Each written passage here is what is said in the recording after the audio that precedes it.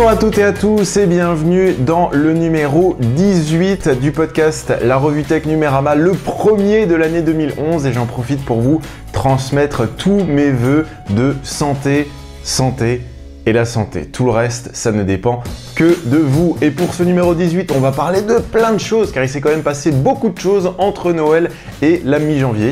Dans ce numéro, on va parler de pirates qui hackent des serveurs médicaux pour jouer à des jeux vidéo. On va parler de la France qui veut réguler l'Internet mondial. On va parler du CES de Las Vegas, où il s'est passé beaucoup de choses et beaucoup d'annonces. On va parler de la Tunisie et de la neutralité d'Internet. On va parler de Free et de la taxe sur la copie privée. On va parler des illimités vers les téléphones mobiles qui poussent comme des champignons et plein de logiciels, de matériel, de la téléphonie mobile et plein d'autres choses. Et la revue Tech Numérama numéro 18, ça commence tout de suite avec les actualités du web et généralistes.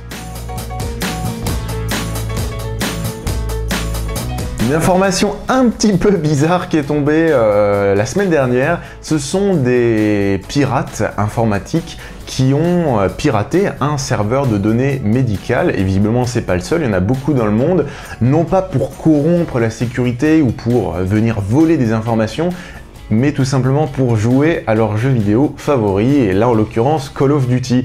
Les hackers visiblement d'origine scandinave ont piraté de gros serveurs médicaux, tout simplement pour jouer à leurs jeux favoris avec leurs potes, à moindre frais et en bénéficiant de gros serveurs très puissants avec une grosse connexion. L'enquête est en cours pour déterminer l'origine exacte de ces pirates et savoir s'ils ont pu accéder à des données confidentielles ou plein d'autres choses, mais visiblement ils n'ont fait que jouer à leurs jeux favoris. Comme quoi, il y aura bien un œil de Moscou à l'ARCEP, l'autorité de régulation des communications, va accueillir très prochainement un commissaire nommé par le gouvernement qui assurera un lien direct entre le gouvernement et l'autorité censée être indépendante. L'amendement 29 a donc été voté à 6 voix contre 5 dans la nuit dernière. L'ARCEP a fait savoir à de nombreuses reprises qu'elle était totalement contre ce commissaire, perçu tout simplement comme une intrusion du gouvernement dans une autorité qui est censée être indépendante, tout en sachant que ce commissaire aura forcément le droit d'assister aux réunions, d'accéder à tous les documents internes de l'autorité et plein d'autres trucs sympas. L'Élysée, et plus précisément notre président, veut bel et bien réguler l'Internet mondial et discute actuellement avec de nombreux pays du monde entier afin de recueillir leurs différentes visions du futur de l'Internet, expliquant ne vouloir à aucun moment sceller la liberté d'expression sur Internet. Le réguler signifie combattre les mafias ou la pédophilie sur Internet. Exactement comme l'industrie du disque et du cinéma qui veut tout simplement combattre les mafias sur Internet. Les suites de ces grandes discussions de toutes ces personnes qui n'y connaissent visiblement absolument rien, et nous l'ont bien prouvé ces dernières années, se poursuivront lors du G8 du web qui se tiendra à Deauville à la fin du mois de mai prochain. On va passer dès à présent au CES de Las Vegas. Le CES, c'est un grand salon de l'électronique où tous les plus grands acteurs des marchés, des technologies et des gadgets qu'on achète ou des produits qu'on utilise quotidiennement se réunissent pour non seulement présenter leurs produits, mais aussi leurs futurs produits et toutes les technologies qui sont en train de développer, qu'on va retrouver dans les petits objets qu'on achètera. Et bien, cette année, elle a été plutôt chargée en annonces et on va commencer par Motorola. On va retenir le meilleur du CES, on va commencer par Motorola qui a présenté un téléphone assez particulier qui se nomme l'Atrix 4G. Alors l'Atrix, c'est pas du tout le prochain film de Marc Dorcel, c'est un téléphone suréquipé en processeur, en RAM, et en fait ce téléphone Atrix, quand vous le branchez ou quand vous le placez sur son socle qui est relié à un écran, eh bien il se transforme en ordinateur, c'est-à-dire que tout votre ordinateur, votre Firefox, votre OpenOffice, etc., tout est embarqué dans un petit téléphone de la taille d'un iPhone, qui est un téléphone quand vous l'avez comme ça, et quand vous le posez sur le socle, bam, ça devient un ordinateur. Voilà, c'est très surprenant, ça donne envie, toutes les photos et toutes les vidéos sont disponibles dans les notes de l'émission. N'hésitez pas à aller jeter un coup d'œil parce que Je pense que l'informatique se dirige vraiment vers l'ultra-mobilité où vous avez effectivement un petit téléphone ou une tablette et lorsque vous le branchez à un écran, vous avez accès à un ordinateur de bureautique tout simple comme ça. Voilà. Donc n'hésitez pas à aller le voir, c'est vraiment très surprenant quand on le voit fonctionner. Motorola a aussi présenté quelque chose d'absolument exceptionnel. Tout le monde en a parlé sur internet, tout le monde a crié « Oui, Motorola revient en force !» Motorola présente sa tablette Xoom qui devrait directement rivaliser avec l'iPad qui est déjà sorti depuis un an, mais l'iPad 2 qui va sortir visiblement vers avril prochain. On regarde une vidéo de présentation tout de suite. How is Honeycomb stable as far as you're concerned now? It's not ready for prime time, which is why we're showing videos, but I mean, we obviously see a lot of software, we're very confident. Yeah. It's very good. Can I see a demo video? Yeah, sure. Okay, so Motorola. C'est bizarre parce que pourquoi ils font que lire des vidéos en plein écran au lieu de nous montrer le produit en train de fonctionner? On va regarder une autre vidéo.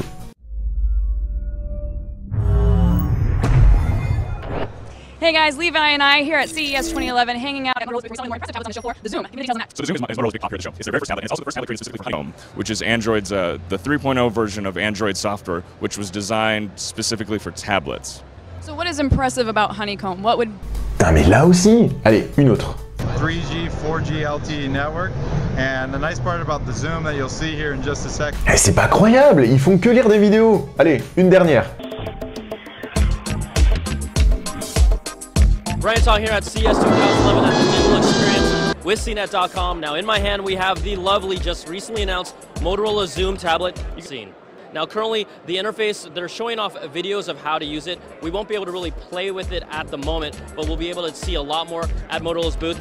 Ah, ok, donc en fait Motorola ils font une tablette, ils mettent plein de vidéos cool dedans et ils te montrent les vidéos. Regardez, ce sera comme ça quand on utilisera le Google Maps. Regardez, ça ce sera quand on utilisera les mails. Et pourquoi vous la montrez pas en train de fonctionner? Donc plein de fonctionnalités cool, une machine surpuissante, le nouvel Android, mais Motorola est incapable de laisser fonctionner le produit et de le laisser jouer les gens, jouer avec 2 mois ou 3 mois avant sa commercialisation. Ça donne très envie sur le papier, mais franchement, ça sent le bousin. Attendons de voir la sortie, mais pour le moment, la Xoom de Motorola, c'est plutôt mal parti. Le CES, c'était aussi pour Orange l'occasion de présenter le prototype Kenyu. Ça fait plusieurs années que Kenyu est dans les cartons de l'opérateur, et ça verra peut-être le jour un jour. Kenyu, c'est un genre de Kinect qui vous permet de contrôler votre télévision, un jeu vidéo ou tout simplement une galerie photo sur Flickr ou Picasa directement depuis votre canapé sans bouger, juste avec des mouvements. D'ailleurs, Orange a réalisé une petite vidéo pour vous présenter ça. Expérience 1227-8C4. Qui n'a jamais rêvé de manipuler sa télé au doigt et à l'œil? Kenyu permet une navigation d'une facilité déconcertante, alors qu'avec une télécommande, c'est énervant, n'est-ce pas? Ah, c'est clair, entre appuyer sur un bouton pour avoir la chaîne et devoir viser durant 10 secondes exactement, il n'y a pas photo. Expérience 2466 Pi Omega 42. Ah, tous ces jeux répétitifs auxquels on joue, affalé dans son canapé, les paupières lourdes, assommant, n'est-ce pas? Alors qu'avec Kenyu, vous vivez 100% de vos jeux. Mais c'est génial! J'ai enfin trouvé l'utilité à tous les rouleaux de PQ que j'entasse dans mes toilettes. Eh bien, il ne manque plus qu'à Orange à réussir à sortir ce produit innovant qu'elle a dans ses cartons depuis plusieurs années. Un autre produit, et cette fois-ci il est vraiment cool, c'est un produit pour les gamers présenté au CES par la marque Razer que vous devez très certainement connaître si vous êtes un grand joueur de jeux vidéo. C'est une marque qui fait d'excellents claviers, tapis de souris, etc. pour joueurs. Ça ressemble à un mini ordinateur, mais ce n'est pas un mini ordinateur, c'est une genre de petite console de jeux vidéo assez particulière. Elle est portative, l'écran fait 7 pouces et la particularité c'est que le clavier s'adapte en fonction du jeu auquel vous jouez. Its ability to intelligently configure itself to suit the control system of any game.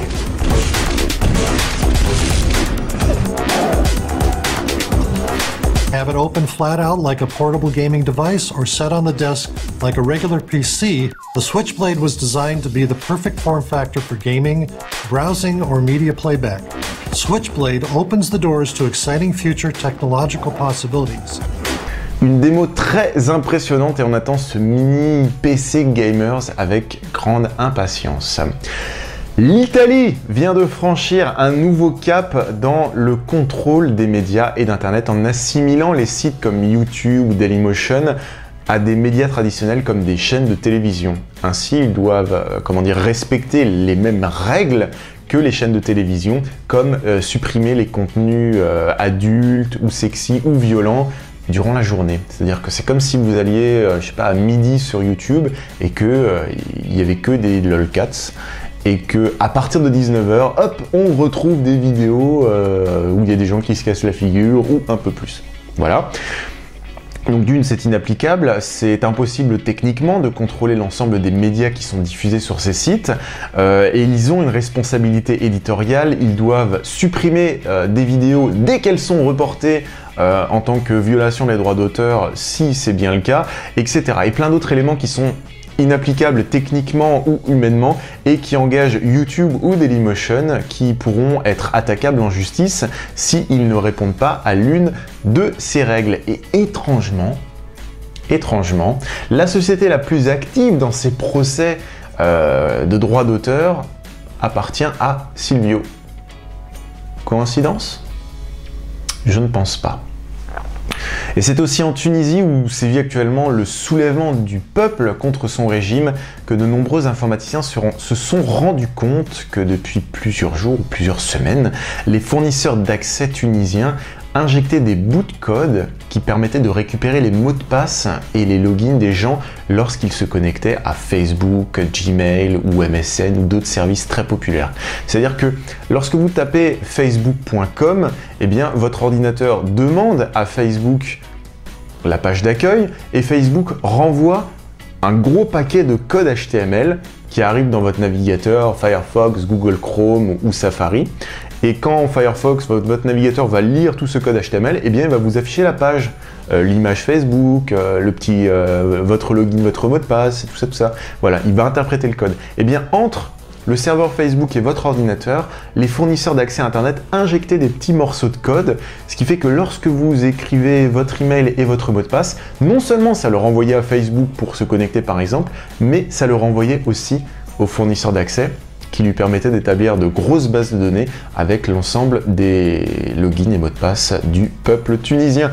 Pratique assez simplement mise en place qui nous prouve bien que la neutralité des réseaux est vraiment une chose primordiale dont il faut s'occuper dès aujourd'hui et pour les années à venir au nom de la liberté d'expression. Free avait aussi réussi par une astucieuse combine à éviter de payer 35 € de taxes sur la copie privée à chaque Freebox Révolution que la société fabriquerait. Le fournisseur s'étant rendu compte qu'une faille existait dans la loi qui établissait le barème des taxes, indiquant que si votre produit peut fonctionner d'une manière simultanée sur 3 systèmes différents, eh bien vous n'avez pas à payer la taxe. Eh bien, Free s'était donc empressé d'écrire en gros et en gras la Freebox Révolution. Elle fonctionne aussi bien sur Windows, sous Mac, que sous Linux, que sous FreeBSD et que sur d'innombrables systèmes. Et donc, on n'a pas à payer la taxe. Mais c'était sans compter sur les sociétés d'ayant droit de musique qui ont demandé expressément à ce que la loi soit modifiée. Oui, parce qu'il faut savoir qu'en France, ce n'est pas les députés ou le président qui modifient les lois, ce sont les sociétés d'ayant droit de musique, Universal, Major et compagnie. Donc, la loi a été modifiée forcément pour que Free soit taxable, tout simplement. Et donc, comme la loi ne peut pas écrire spécifiquement Free doit être obligatoirement payé, assujetti à la taxe, tout ça, ils n'ont pas trouvé mieux que de rajouter une phrase indiquant que sont désormais assujettis à la taxe sur la copie privée tous les disques durs multimédia ou serveurs personnels qui sont destinés à être posés sur un meuble. Regardez bien, regardez bien, regardez bien. Là, le modem, il vaut rien. Regardez. Hop. Et voilà, 35 € dans le cul. La connerie n'a donc aucune limite lorsqu'il s'agit de taxer et bientôt les taxes se calculeront en fonction du meuble, de l'orientation, si vous le placez en face d'une fenêtre, etc. Reste à savoir comment Free va réagir à cette modification express de la loi qui, entre guillemets, est un petit peu illégale, et si elle va fournir des Eggbee de Ikea avec chaque Freebox ou bien faire une sponsor avec Patex. Ça ne serait jamais arrivé avec le nouveau Niclonivis de Patex. Plus d'informations sur la réaction de Free dans les semaines à venir. On passe dès à présent aux actualités Apple, Microsoft et Google de la revue Tech, avec Apple qui a dévoilé l'iPhone 4 chez l'opérateur américain Verizon. C'était la grosse actualité Apple de ce début d'année. L'iPhone 4 fonctionne désormais sur les réseaux CMDA qui sont très différents des réseaux qu'on connaît en France par exemple, qui sont eux UMTS. Voilà, donc l'iPhone 4 n'est plus réservé qu'à un seul opérateur aux États-Unis. Voilà. Quoi? Ah, vous attendiez une annonce sur les mises à jour système de l'iPhone? iWork qui date de 2009? Final Cut qui n'a pas bougé depuis 10 ans? Non, c'est tout, l'iPhone 4, voilà, c'est l'ordre du jour, voilà. Envie de vous payer une bonne tranche de rire sur l'actualité Apple? Eh bien, je vous propose de découvrir et de sauvegarder en bookmarks dans vos favoris le site Scoopertino. C'est un site drôle et satirique sur l'emblématique société paumée, de nombreux articles, des photomontages et bien plus. Je vous conseille de découvrir ce site en anglais, disponible sur scoopertino.com ou tout simplement dans les notes de l'émission si vous avez envie juste de cliquer. On passe aux actualités Microsoft de la revue Tech et Microsoft qui a demandé une annulation de brevets et de dépôts de marques déposées qui empêcherait Apple de déposer justement le terme App Store, qui définit ce magasin d'applications que l'on retrouve sur iPhone, sur iPad ou désormais sur les Mac. Parce que pour Microsoft, ce terme serait beaucoup trop générique. Alors, juste pour être sûr, Windows en anglais, ça signifie bien fenêtre. Le bureau des brevets des marques américains est en train d'étudier la faisabilité de cette étrange demande. Internet Explorer est-il toujours le navigateur dominant sur Internet?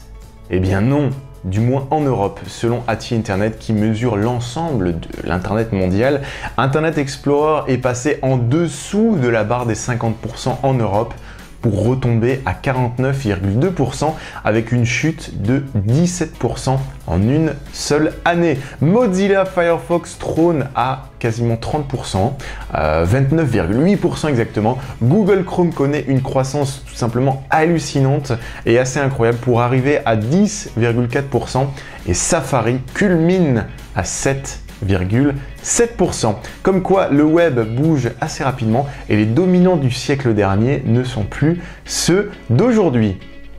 Une excellente nouvelle si vous avez un Windows Phone 7, sachez que l'année 2011 sera excellente pour vous car il va y avoir au moins 2 mises à jour très importantes pour votre téléphone. La première mise à jour doit arriver très vite, elle se dénomme Nodo, N-O-D-O, et doit arriver et combler les options de base comme le multitâche, le copier-coller, le support de nouvelles puces pour les constructeurs qui vont pouvoir sortir de nouveaux modèles, ainsi que la correction de nombreux bugs. La deuxième mise à jour qui arrivera dans un deuxième temps au courant de l'année 2011 embarquerait un nouveau moteur HTML pour surfer sur Internet depuis votre téléphone avec Internet Explorer mobile, le support du HTML5 et de Silverlight. Donc soyez vigilants si vous avez un Windows Phone 7 car il y a 2 mises à jour qui vous attendent, dont une qui doit arriver début février. Soyez vigilants. Et suite au succès du Kinect pour Xbox, où ils en ont vendu quasiment 10 millions en l'espace de quelques semaines, eh bien Microsoft compte bien adapter le Kinect aux ordinateurs ou PC. C'est Steve Ballmer en personne qui l'a annoncé au CES lors d'une interview à la BBC. Pas de date, ni même une nombre de fonctionnalités, mais un engagement formel que ça va arriver.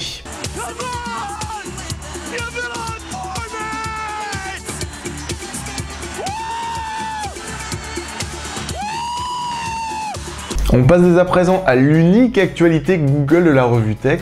assez rare pour le souligner. Google indique ne plus supporter le format H264 dans les prochaines versions de son navigateur Google Chrome.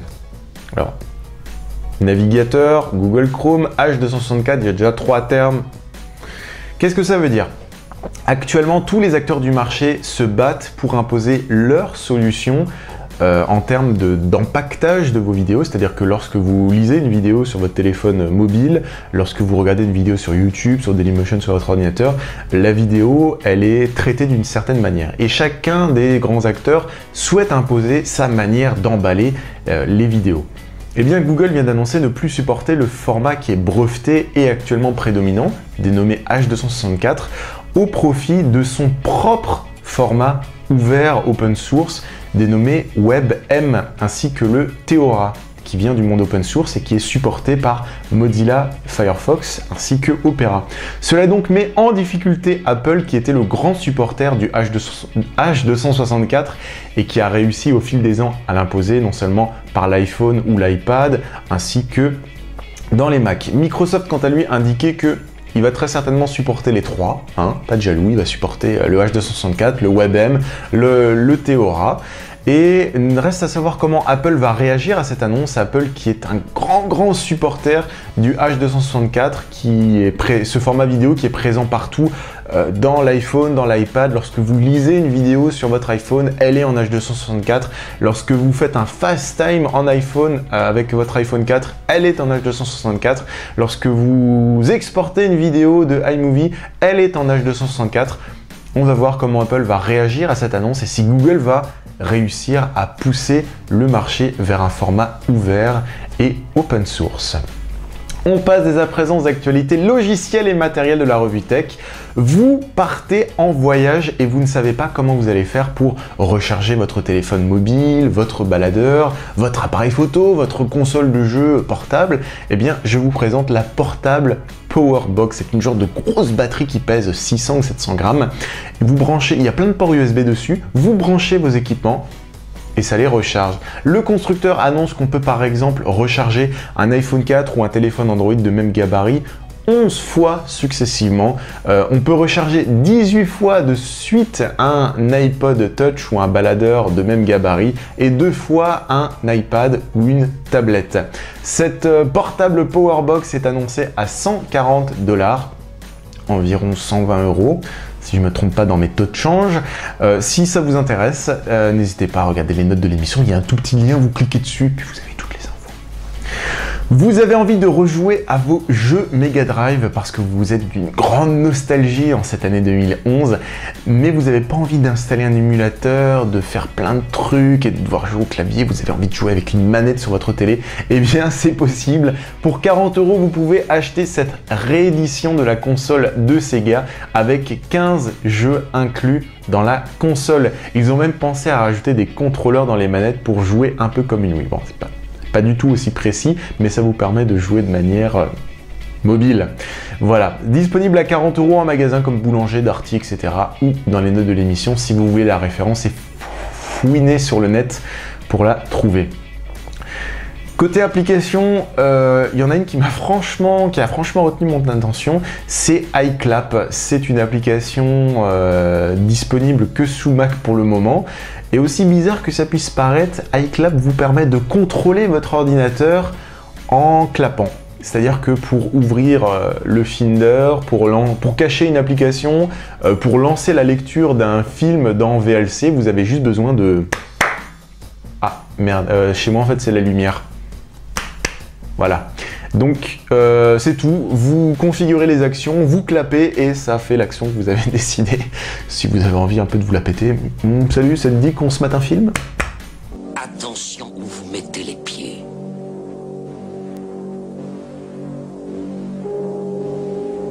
Je mets les pieds où je veux, Little John. Et c'est souvent dans la gueule. C'est disponible à 1,59 € dans le Mac App Store. Ou dans les notes de l'émission, si là aussi vous avez juste envie de cliquer sur un lien pour le voir. Handbrake, l'application de RIP de DVD vidéo, débarque dans une nouvelle version mise à jour. Ce logiciel est disponible sur Windows, Mac, Linux et FreeBSD et il arrive dans une nouvelle version et Handbrake vous permet tout simplement de ripper vos DVD vidéo de salon en un fichier informatique que vous pouvez avoir sur votre ordinateur et que vous pouvez envoyer très simplement sur vos tablettes ou votre téléphone. Ça vous permet de convertir aussi vos fichiers vidéo et plein d'autres choses. C'est gratuit, c'est tout petit et c'est téléchargeable dans les notes de l'émission, il ne faut pas s'en priver.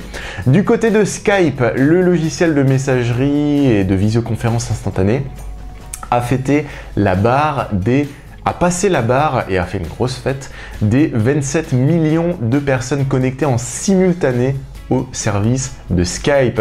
Ils en ont profité dans le même temps pour annoncer leur tarif de visioconférence à plusieurs. C'est-à-dire que Skype, vous connaissez très certainement, eh bien, vous pouvez faire une visioconférence avec une autre personne.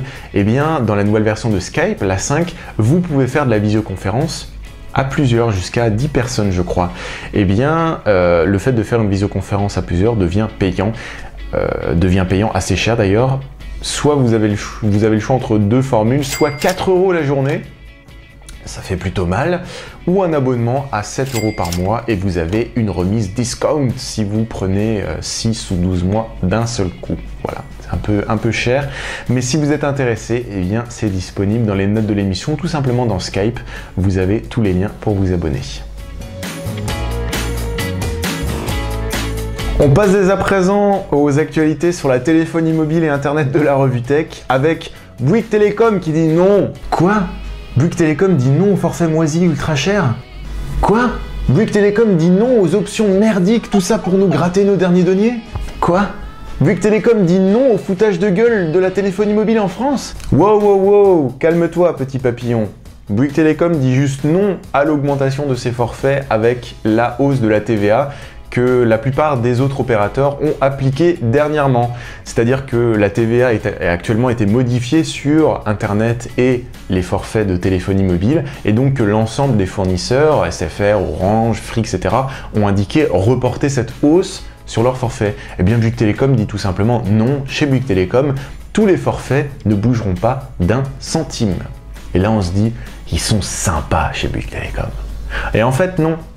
C'est une manière habile pour Bouygues Telecom de ne pas permettre à l'ensemble de ses abonnés de tout simplement se désengager. Et oui, lorsque vous signez un engagement, un contrat sur 12 ou 24 mois, si l'opérateur doit à un moment modifier ses tarifs à la hausse, eh bien ça vous donne le droit de vous désabonner tout simplement sans finir vos X mois restants.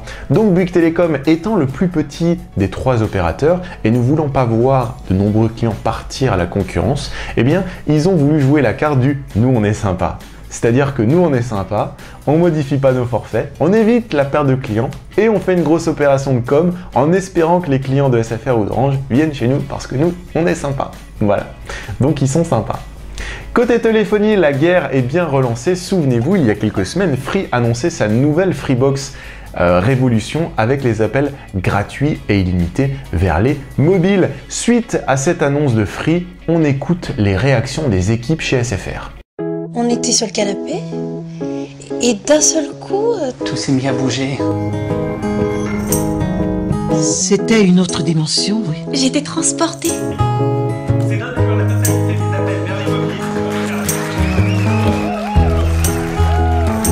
Je me déplaçais comme dans un rêve. C'est ça. J'étais dans le futur. L'opérateur SFR qui n'a pas hésité quelques jours avant de proposer des réductions et des remises lorsqu'on appelait le service client, et avant de finalement proposer lui aussi un illimité, c'est-à-dire les appels gratuits et illimités vers les téléphones mobiles inclus dans la 9box Evolution et en option à 3 € par mois pour toutes les personnes qui disposaient d'une ancienne box ou d'un ancien forfait. Je me déplaçais comme dans un rêve. Il a fallu attendre 10 ans et l'arrivée de Free pour qu'on arrête de m'entuber. C'est ça. Orange a lui aussi réagi en indiquant qu'il n'y aurait aucune modification pour le moment de son offre Livebox et que c'est Free et SFR qui suivent Orange.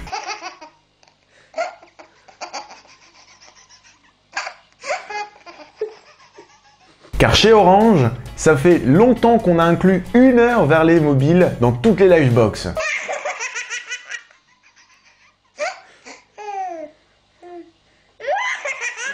Et que Orange s'est rendu compte que la moyenne des clients n'utilisait que 20 ou 30 minutes, et donc qu'une offre illimitée vers les téléphones mobiles, bah, c'est pas très intéressant finalement. Non mais c'est clair, t'as 1 heure vers les téléphones mobiles ou t'as l'illimité.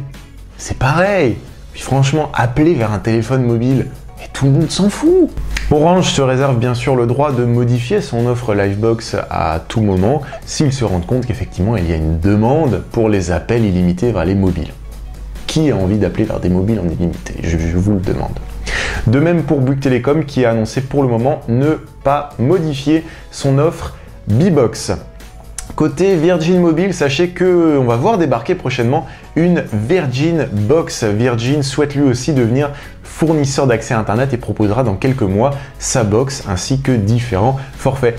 On ne sait pas encore par qui Orange passera pour son réseau, s'ils vont louer le réseau à numéricable Completel, passer par SFR, Orange ou Free, ni même les fonctions de la box ou les tarifs, mais c'est désormais confirmé. Virgin va bel et bien devenir un opérateur quadruple play. On entend de plus en plus parler du PlayStation Phone qui ce serait un genre de téléphone de Sony sous Android qui embarquerait un genre de store où on retrouverait une partie des jeux PSP, PlayStation 1 et PlayStation 2 qui seraient directement disponibles dans un téléphone. Les rumeurs courent et les vidéos qu'on voit montrent un téléphone d'un écran d'environ 4 pouces, d'un processeur à 1 GHz, de Android 2.3 et de 512 MO de RAM pour faire fonctionner l'ensemble. Ce téléphone n'a toujours pas été ni confirmé ni infirmé par Sony, donc ça reste toujours une rumeur depuis quasiment 1 an. On espère qu'il sortira bientôt. Côté application mobile, si vous avez un téléphone Android que vous souhaitez tout simplement lire des fichiers multimédia dessus, des vidéos, de la musique, etc., que vous êtes un petit peu déçu de ce qui vous est fourni par défaut, eh bien je vous propose de vous rendre dans le market et de télécharger Rock Player, qui est un lecteur multimédia bourré d'options qui sait quasiment lire tous les formats possibles et inimaginables. Il y a le support des sous-titres, il retient là où vous vous êtes arrêté, et plein d'autres choses à découvrir sans plus attendre. Soit sur le market, vous tapez Rock Player, ou dans les notes de l'émission, il y a un petit lien qui vous amène vers le lien de téléchargement ou le QR code. Voilà. Et pour finir en beauté, je vous propose de regarder très attentivement cette publicité qui date de 1993 et qui a été diffusée aux États-Unis par l'opérateur AT&T. Have you ever borrowed a book from thousands of miles away, across the country, without stopping for directions, or sent someone a fax from the beach? You will, and the company that'll bring it to you, AT&T. Have you ever opened doors? I'm home. With the sound of your voice? Park hard, please. Carried your medical history in your wallet? Your wife's gonna be just fine. So this is where we stand on the atrium. Or attended a meeting? I really like what you guys have been doing, but in your bare feet. I may have a few other ideas. You will. Comme quoi, en 1990, ils avaient réussi à prédire ce qui se passerait dans environ 20 ans. Très surprenant. Et c'est déjà la fin de l'épisode numéro 18 du podcast La Revue Tech Numérama. Si vous avez envie de retrouver tous les liens des vidéos, des logiciels, des articles dont j'ai parlé dans ce podcast, eh bien n'hésitez pas à vous rendre dans les notes de l'émission qui se trouvent sur numérama.com, le site qui vous fait réfléchir le numérique, ainsi que macplus.net, le site qui traite de l'actualité Apple au jour le jour et des technologies en général, ainsi que weloveMac.net, le site spécialisé dans les applications sympas pour Mac et iOS. Et n'oubliez pas que le podcast La Revue Tech, vous le retrouvez sur iTunes au format SD et HD, ainsi que sur l'ensemble des plateformes de vidéo en streaming. Et n'oubliez pas, où que vous regardiez La Revue Tech, n'hésitez pas à mettre une petite étoile ou un petit commentaire, ce sera un peu votre manière de me souhaiter une bonne année. Je vous souhaite une très bonne semaine à tous et à dans 15 jours. Ciao.